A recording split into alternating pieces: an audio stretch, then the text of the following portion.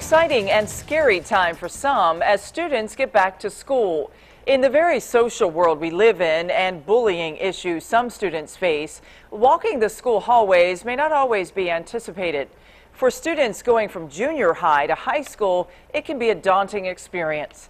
News 10's Brittany Earl explains some of the challenges an incoming freshman faces and how to handle them. Bigger building, unfamiliar faces, and new pressures. It's not just an academic change, it's a life change. I think socially, it's such a big step from middle school to high school. Everybody's trying to find the place, where do I fit in? Counselor Fern Edwards has worked at South Vigo High School for 13 years. Throughout her career, she has dealt with many issues as she has helped freshmen make that transition. High school can be a lot of drama. We have our typical boyfriend and girlfriend issues, and then a lot of really, who are my friends?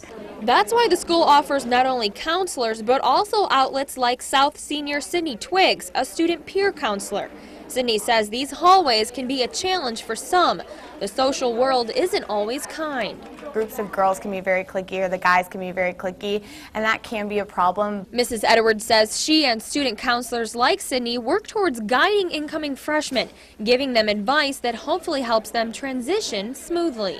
Just don't be afraid to get involved. Don't be afraid to make new friends. Ask questions. To kind of be careful about what they disclose about themselves, because you don't have to tell everybody everything about yourself right at the beginning, and then you can find out who your true friends are. Prepping those who are about to head down a 4-year journey in a whole new environment. In Terre Haute with photojournalist Nick Nebesny, Brittany Earl, News 10. Mrs. Edwards says the guidance counselor doors are always open, and if your teenager doesn't feel comfortable, know that they can turn to a student counselor for questions as well.